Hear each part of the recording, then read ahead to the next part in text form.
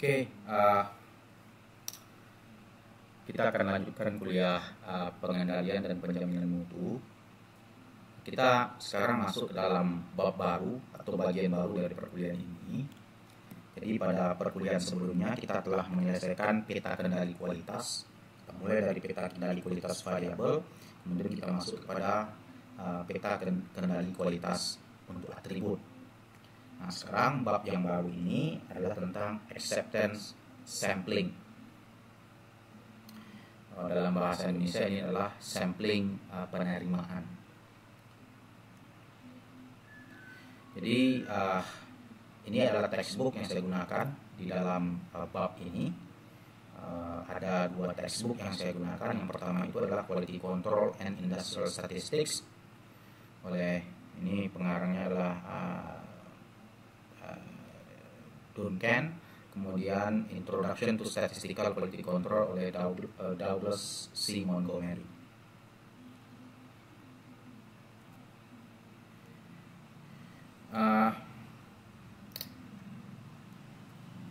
Saya untuk dalam video kali ini yang akan saya jelaskan adalah dasar dari acceptance sampling. Isinya cukup padat bab ini, tapi untuk video sekarang yang akan saya jelaskan adalah dasar dari acceptance sampling saja. Pada dasarnya pada acceptance sampling kita memutuskan apakah kita akan menerima sebuah lot yang kita produksi atau sebuah lot produk yang kita terima dari supplier berdasarkan sampel. Jadi kita menilai lot itu dari sampel yang kita ambil, dan berdasarkan hasil analisis kita terhadap sampel kita putuskan apakah lot ini lot itu bisa jadi berisi 1000 produk, 100 produk, 500 produk. Kita ambil sampel dan berdasarkan sampel itu kita putuskan apakah kita akan terima lot ini atau tidak, apakah saya akan terima 1000 produk ini atau tidak, apakah saya akan terima yang 500 produk ini atau tidak, berdasarkan hasil penilaian saya terhadap sampel. Jadi sampel itu kita ambil secara random dan kemudian berdasarkan sampel kita buat keputusan apakah kita akan terima atau tolak batch atau lot dari produk tersebut. Nah, sama dengan konsep peta kendali, ada dua jenis error yang bisa kita buat pada saat kita melakukan acceptance sampling. Yang pertama adalah type 1 error, yang kedua adalah type 2 error. Type 1 error, nah ini yang atau nama lainnya adalah ini adalah risiko si produsen. Kemudian type 2 error itu adalah risiko si konsumen, atau type 1 error ini adalah alpha, type 2 error adalah beta. Ya, kenapa ada error atau ada risiko bagi si produsen atau bagi si konsumen di dalam sampling? Ya karena kita menilai berdasarkan sampel. Contoh, kita dikirim produsen supplier kita mengirim 1000 produk. Kemudian dari 1000 produk itu saya ambil sampel, katakanlah ukuran sampelnya 10. Nah, berdasarkan yang 10 ini saya putuskan bahwa saya akan menolak lot. Maka saya putuskan saya tolak lot tersebut. Semua produk yang ada dalam lot tersebut. Nah, karena ada risiko yang ditanggung oleh si produsen. Yang 10 ini memang kualitasnya tidak baik, tapi yang sisanya yang 990 produk itu baik semua. Bisa jadi seperti itu. Jadi ada risiko bahwa produk baik yang dikirim oleh supplier saya akan saya tolak juga. Atau contoh lainnya adalah ini dari sisi konsumen, risiko si konsumen. Saya sebagai konsumen, saya dikirimi produk 1000 produk dalam satu lot, saya ambil sampel saya ukuran 10, berdasarkan sampel yang 10 itu saya putuskan bahwa saya akan menerima lot ini yang 1000 ini. Ternyata di sisanya yang 990 produk lagi itu kebanyakan jelek semua. Nah, itu resiko saya sebagai si produsen. Jadi intinya pada saat kita merancang sampling penerimaan atau acceptance sampling, tujuan kita adalah kalau dari sisi saya sebagai produsen, saya ingin meminimasi resiko saya. Kemudian kalau seandainya saya adalah si konsumen, saya ingin meminimasi resiko saya. Nah, dalam memodelkan acceptance sampling, kita gunakan sama seperti cara kita memodelkan peta kendali. Kita memodelkan dia menggunakan OSI function. Nah, OSI function ini yang akan mengukur performance dari sebuah sampling plan. Nah, dalam membuat OSI function itu ada dua tipe OSI function yang bisa kita gunakan. Tipe A pada saat populasinya itu finite atau populasinya berhingga, atau tipe B pada saat populasinya infinite. Kita akan gunakan yang kedua, itu OSI function untuk populasi yang sifatnya adalah infinite.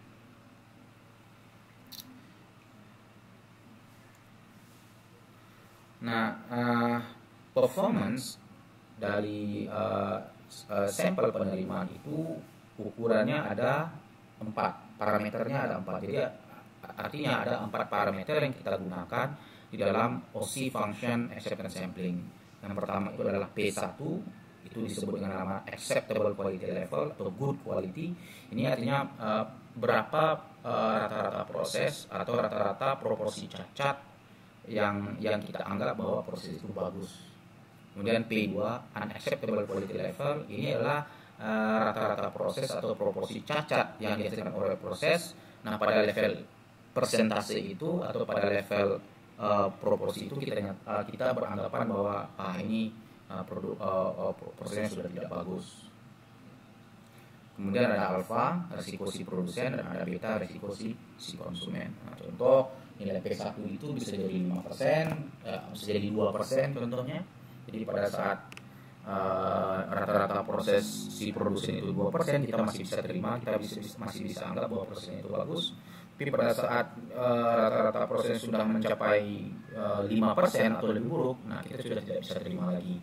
Artinya quality level dari proses si produsen itu sudah jelek atau unacceptable. Ini adalah prosedur umum yang kita gunakan dalam membuat sebuah rencana sampling penerimaan. Saya akan skip saja ini. Nah, secara umum ada dua jenis acceptance sampling. Ada acceptance sampling untuk atribut, ada acceptance sampling untuk variabel. Apa itu atribut, apa itu variabel sudah dijelaskan sebelumnya. Nah, kita akan pelajari dua-duanya, tapi dasar dari acceptance sampling ini yang akan saya gunakan untuk menjelaskan dasar dari acceptance sampling ini adalah acceptance sampling untuk atribut. Nah, sekarang kita mulai sampling plan untuk atribut. Nah, habis ini setelah selesai atribut kita akan mulai sampling plan untuk variabel.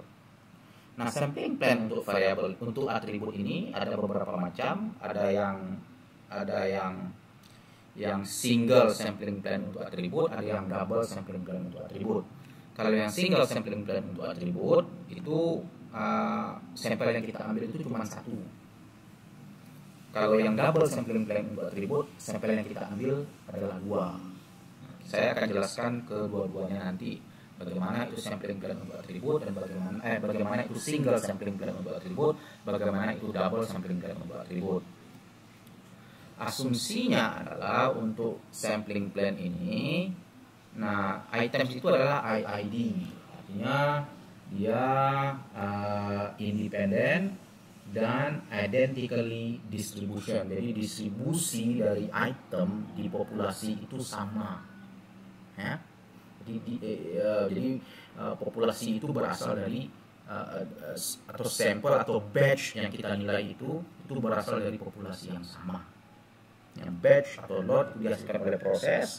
Nah, kita menganggap batch 1, batch 2, batch 3, batch 4, lot 1, lot 2, lot 3, lot 4 itu berasal dari populasi yang sama.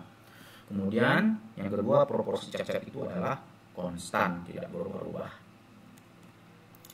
Kita mulai single sampling plan untuk atribut. Nah, single sampling plan untuk atribut ini seperti yang sudah saya jelaskan sebelumnya, kita hanya mengambil satu sampel. Sampel itu ukurannya N. Kemudian ada parameter lagi dalam sampling plan untuk atribut, yaitu nilai C. C ini disebut dengan nama acceptance number. atau critical value, itu sama saja. Nah, seperti apa prosedurnya? Nah, katakanlah kita menerima lot. Dari lot itu kita ambil sampel dengan ukuran N. Nah, sampel itu kemudian kita periksa. Apabila kita temukan di dalam sampel itu C atau lebih sedikit dari C items yang cacat, maka kita terima lot tersebut. Jika tidak, atau jika kita temukan lebih dari C produk cacat yang kita temukan di dalam sampel, maka kita tolak lot tersebut. Contoh, kita dikirimi lot dengan ukuran 1000. Kemudian dengan sedemikian rupa kita tentukan bahwa kita akan melakukan single sampling plan untuk atribut dengan ukuran sampel 10.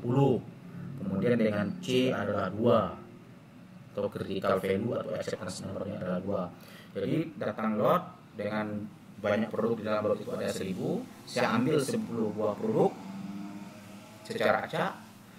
Kemudian saya periksa yang 10 buah produk yang ada dalam sampel ini. Apabila saya temukan 0 atau 1 atau 2 produk cacat, maka saya akan terima lot tersebut karena C-nya tadi sama dengan 2 atau acceptance number-nya sama dengan 2. Tapi pada saat saya temukan 3, 4, 5, 6 sampai dengan 10 produk cacat, 3 atau 4 atau 5 atau 6 dan seterusnya sampai 10 produk cacat, maka saya akan tolak lot tersebut. Nah, itulah aturan di dalam single sampling plan untuk atribut. Nah, karena ini atribut, dasarnya itu adalah distribusi binomial. Karena ya cacat dan tidak cacat. Jadi OC function dari single sampling plan untuk atribut itu dasarnya adalah distribusi binomial. Tetapi dengan menggunakan distribusi binomial, komputasi itu menjadi agak sulit. Oleh karena itu, distribusi binomial ini kita dekati dengan menggunakan distribusi Poisson. Nah, distribusi Poisson ini bisa kita aplikasikan, atau distribusi binomial ini bisa kita dekati dari distribusi Poisson pada saat ukuran sampel itu relatif besar dan proporsi cacat itu relatif kecil. Nah, seperti yang nampak pada slide, jadi inilah OC function dari single sampling plan untuk atribut. Jelas dari slide ini bahwa yang kita gunakan adalah distribusi Poisson kumulatif. Nah, ini adalah P fungsi dari C N kali P, di mana C adalah acceptance number, N ukuran sampel, dan P adalah proporsi cacat. Nah, ini contoh. Kita diminta untuk memplot OC function untuk single sampling plan untuk atribut dengan N sampai dengan 80, C sampai dengan 1, katakanlah P-nya 0,01, 0,02, dan 0,1. Nah, kalau manual, karena kita pakai distribusi Poisson, kita harus lihat tabel Poisson. Tapi tidak itu yang akan kita lakukan. Yang akan kita lakukan adalah kita akan menggunakan Excel.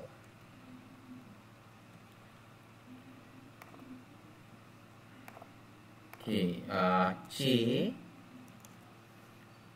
nilainya adalah 1, nilai C 1, kemudian nilai N 80, kemudian nilai P 0,01, kemudian 0,02, kemudian 0,1. Ini C-nya sama, nilai P yang berbeda dan nilai N sama. Nah, kan saya itu adalah PA, adalah probability of acceptance. Nah, seperti kita ketahui, kita akan gunakan fungsi ini. Tapi fungsi ini sudah tersedia di Excel. Nah, oleh karena itu sama dengan Poisson.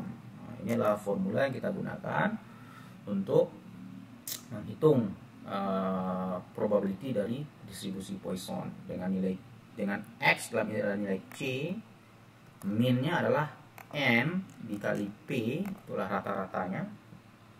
Kemudian dia akan bertanya apakah ini kita akan menghitung distribusi kumulatif atau tidak. Kita isikan 1, karena iya kita akan menghitung distribusi sifatnya kumulatif. Nah, itu saya ingat copy dan saya paste saja. Nah, ini artinya saya buat saja dalam persen. Oke.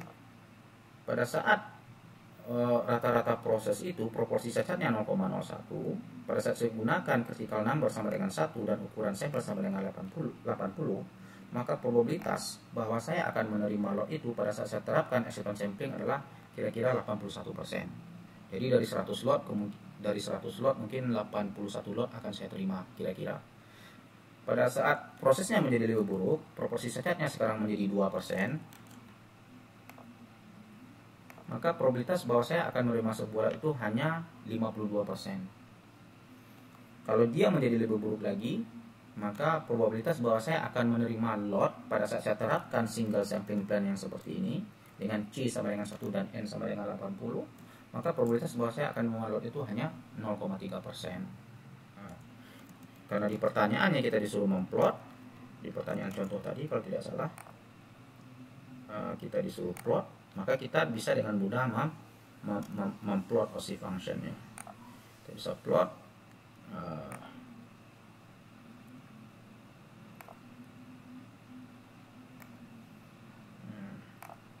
nah OSI curve ini namanya, hasil plot ini dengan nilai X nya adalah nilai P dan Y nya, sumbu Y nya itu adalah probabilitas penerimaan. Nah, inilah dia. Harusnya dia smooth, jadi saya akan ganti dia dengan ini. Nah, inilah OSI function untuk single sampling plan dengan parameter C sama dengan 1 dan N sama dengan 80 dan P yang berubah-ubah. Karena P nya berubah maka PA nya juga akan berubah-ubah. Nah, pada saat kita mendesain single sampling plan untuk atribut, nah yang akan kita minimasi seperti yang saya jelaskan tadi itu adalah resiko. Resiko si konsumen. Kalau kita konsumen, kita ingin meminimasi risiko saya, berarti saya ingin meminimasi alfa. Kalau saya kalau itu si produsen, kalau saya si konsumen, saya ingin meminimasi risiko saya, yaitu saya ingin meminimasi beta dan 1 kurang alfa itu adalah fungsi dari P1. P1 ini adalah proporsi cacat yang kita anggap bahwa proses itu bagus. Nah, dia adalah kumulatif dari distribusi Poisson. Ya. Begitu juga untuk beta.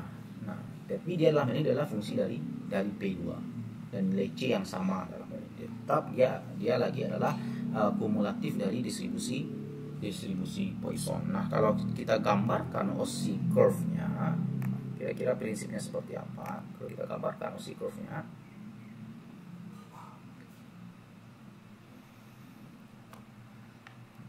dia akan seperti ini. Ini sumbu Y-nya, dan ini sumbu X-nya. Sumbu Y-nya ini adalah PA dan dia fungsi dari P, dan sumbu X-nya adalah P. Maka kurva OSI-nya kira-kira akan seperti ini.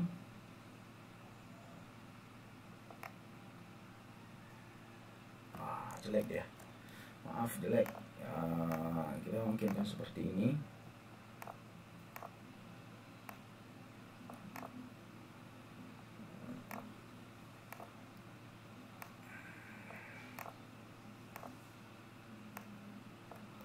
Saya mohon maaf, harusnya ini smooth ya, ini mulus ini kurva ini. Berarti kalau saya gambarkan koordinat ini adalah 1 kurang alfa, oke, dan ini adalah P1, oke, dan yang ini adalah nilai P2, dan ini adalah nilai beta.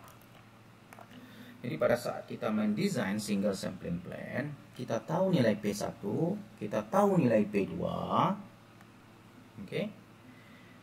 Kemudian kita tahu nilai alfa berapa, kita tahu nilai beta berapa.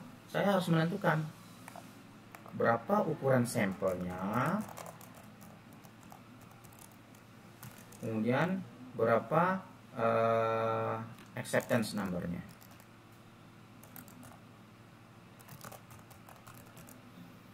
Nah, ini C-nya berapa dalam hal ini ukuran sampel, ini N-nya berapa. Nah, inilah tujuan kita merancang single sampling plan untuk atribut yang kita tentukan. Itu adalah nilai N yang akan kita tentukan, itu adalah C pada saat kita tahu nilai alfa berapa dan pada saat kita tahu nilai beta berapa, dan kurva ini akan kita gunakan. Nah, kurva ini atau fungsi OC ini akan kita gunakan di OC function. Kita gunakan untuk menentukan nilai-nilai yang ada di atas ini. Nah, terakhir, nanti pada saat kita mendesain single sampling plan, dia sudah dibuatkan tabelnya di dalam textbook untuk nilai alfa dan beta tertentu, tapi dasarnya adalah OC function yang tadi. Nah, di tabel-tabel untuk membuat single sampling plan atau double sampling plan untuk attribute itu, yang akan diberikan adalah nilai NP1 dan nilai NP2 untuk nilai C tertentu, nilai alfa tertentu, dan untuk nilai beta tertentu. Pada saat saya tahu nilai NP1, saya tahu nilai NP2, nilai P1 dikasih tahu, nilai P2 dikasih tahu, saya bisa dapatkan nilai N. Ya, nilai N mana yang akan saya gunakan? Apakah nilai N dari NP1, apa nilai N dari NP2? Tergantung. Kalau saya produsen, saya akan pilih nilai N yang akan memberikan resiko terkecil kepada saya. Kalau saya konsumen, saya akan memilih nilai N yang akan memberikan risiko terkecil kepada saya. Nah, contoh bagaimana nilai NP1 dan nilai NP2 itu diperoleh. Sebelum itu saya akan lihatkan dulu. Ini contoh dari textbook. Ini kan NP nih. Jadi inilah NP1 karena 0,95 karena alfanya adalah 0,05, berarti ini adalah resiko si produsen. Karena P1 itu berhubungan dengan alfa. Nah, ini berarti alfanya 0,05, berarti ini P di sini adalah P1. Ini betanya adalah 0,1. P2 berhubungan dengan beta, berarti ini adalah NP2 pada saat beta sama dengan 0,1. Ini alfanya adalah 0,05 karena di sini N sama dengan N subscript 0,95 karena alfa 0,05, berarti ini 1 kurang alfa dalam hal ini adalah 0,95, berarti itu adalah nilai PA-nya. Nah, bagaimana textbook mendapatkan nilai NP1 dan nilai NP2 ini? Nah, ini kalau zaman dulu ini agak susah, ini karena komputer belum begitu canggih, tapi sekarang kita bisa dapatkan dengan menggunakan Excel. Contoh, hitung nilai NP1 dan nilai NP2 pada saat alfa sama dengan 0,075 dan pada saat beta sama dengan 0,025. Nah, kalau zaman dulu ini kita akan gunakan fungsi ini dan dia akan menjadi polinomial pada saat C-nya nilainya 1, 2, atau 3 dan seterusnya. Kita harus pakai ln karena kita ada punya eksponensial seperti ini, baru kita dapatkan nilai NP1 dan nilai NP2. Tapi sekarang tidak perlu seperti itu karena kita punya Excel yang bisa membantu kita. Nah, persoalannya adalah alfa 0,075. Ini saya buat saja di sini. Alfa, kemudian beta, kemudian ada C-nya adalah 0, 1, alfanya 0,075, betanya adalah 0,025. Saya harus hitung NP1 dan nilai NP2. Nah, dasarnya adalah kurva ini tadi. Jadi P1 itu berhubungan dengan alfa, 1 kurang alfa. Berarti saya harus, jadi karena dia fungsinya adalah distribusi Poisson, maka saya akan buat saya harus hitung distribusi Poissonnya di sini, atau nilai probability-nya di sini. Probability dari distribusi Poisson ini adalah Poisson. Oke. C-nya adalah 0. Min-nya adalah NP1 dan kumulatif. Dan ini adalah nilai probability yang berhubungan dengan NP1. Oke. NP1. Saya harus hitung juga probability yang berhubungan dengan NP2. NP2 berarti nilai adalah probability Poisson C NP2 kumulatif. Oke. Nah, ingat nilai probabilitas yang ini berhubungan dengan NP1, berarti dia berhubungan dengan alfa, berarti nilainya harus 1 kurang alfa. P1 1 kurang alfa, dan oleh karena itu nilai probabilitasnya harusnya adalah 1 dikurang ini. Oke. Berarti 0,925. Sama saja, untuk yang kedua juga 0,925. Saya harus tentukan nilai NP1 dan nilai NP2.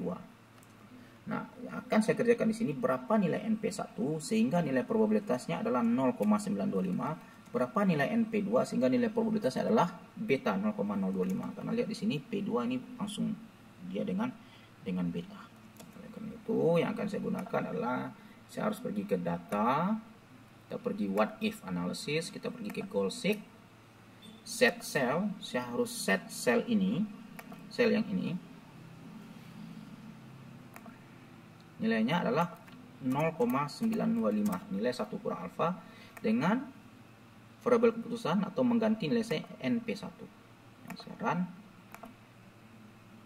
Oke, itu dia 0,077875, itu kira-kira nilai NP1 nya. Lihat nilainya, nilai probabilitasnya mendekati nilai 0,925, jadi nilainya tidak persis, tidak eksak. Begitu juga dengan nilai NP2. Saya gunakan cara yang sama, saya pergi dengan what if analysis, goal seek. Jadi nilai ini harus sama dengan nilai probabilitas betanya 0,025 dengan mengganti-ganti nilai NP2 sebagai variabel keputusannya. Ini nilainya 0,3683085. Nah, hal yang sama saya akan cari untuk nilai C sama dengan 1. Saya akan copy saja ya. Ini formulanya. Jadi saya akan cari nilai NP1, what if analysis, goal seek. Nilai ini sama dengan 0,925 dengan mengganti-ganti nilai ini. Oke. Itu juga dengan ini. Saya harus pakai what if analysis, goal seek, dan nilai ini sama dengan 0,925. Itu untuk NP2 harus sama dengan 0,025 dengan mengganti-ganti nilai NP2. Nah, inilah cara yang kita gunakan untuk membuat table atau membuat tabel untuk mendapatkan untuk menyusun single sampling plan untuk atribut. Nah, cara yang sama digunakan untuk mendapatkan tabel ini. C sama dengan 0, nilai NP1-nya 0,051. Ini adalah untuk alfa sama dengan 0,1. Nah, kita ganti saja nilai alfanya jadi 0,1. Oke, saya ganti nilai alfa C-nya sama dengan 0. Saya cari nilai NP1-nya. Saya harus cari what if analysis, goal seek, dan nilai ini itu harus 0,9 karena 1 kurang 0,1 adalah 0,9 dengan berganti-ganti nilai NP1. Nilainya adalah NP1 0,10105. Kita lihat.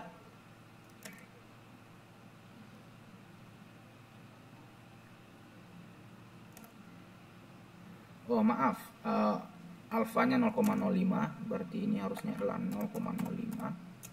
Saya harus ulang lagi.